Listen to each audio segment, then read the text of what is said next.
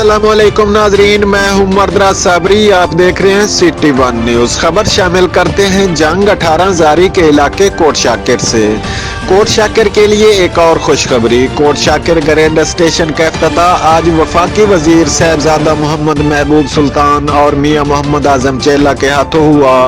इसी हवाले से जानते हैं अपने तहसील रिपोर्टर फयाज हुसैन साकी से। जी फयाज हुसैन साकी, बताइएगा क्या तफसीलात हैं आपके पास? जी बिल्कुल, आज मैं मौजूद हूँ 18 जारी के इलाके कोट शाकिर में। कोट शाकिर वालों के लिए खुशखबरी। कोट शाकिर में 132 केवी ग्रेड स्टेशन का इफ्तिताह आज वफाकी वजीर साहबजादा मोहम्मद महबूब सुल्तान और मियां मोहम्मद आजम चेला और फेस्को के अफसरान ने किया। ग्रेड स्टेशन के बाहर और ग्रेड स्टेशन के अंदर सिक्योरिटी के सख्त इंतजाम थे। सिक्योरिटी में रेस्क्यू 112 और फेस्को और पुलिस थाना कोट शाकिर ने हिस्सा लिया।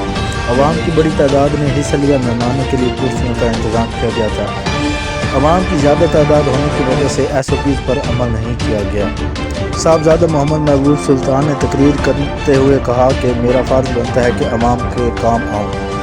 साहबजादा मोहम्मद महबूब सुल्तान ने सिर्फ ग्रेड स्टेशन के बारे में कहा। कोट शाकिर के और बहुत से मसाइल हैं जिनको उन्होंने नहीं दोहराया। हाफिज़ मोहम्मद असलम सवागी साहब ने कहा है कि हमारी ज़मीनें सेम हो चुकी हैं, हमारे रोड टूट फूट का शिकार हैं, हमें मछवाद शामिल को बहुत अहम इशू है और यूनिक कौंसल वगैरह में हमें इंसाफ नहीं मिलता। जी फयाज हुसैन साकी, सिटी वन न्यूज़।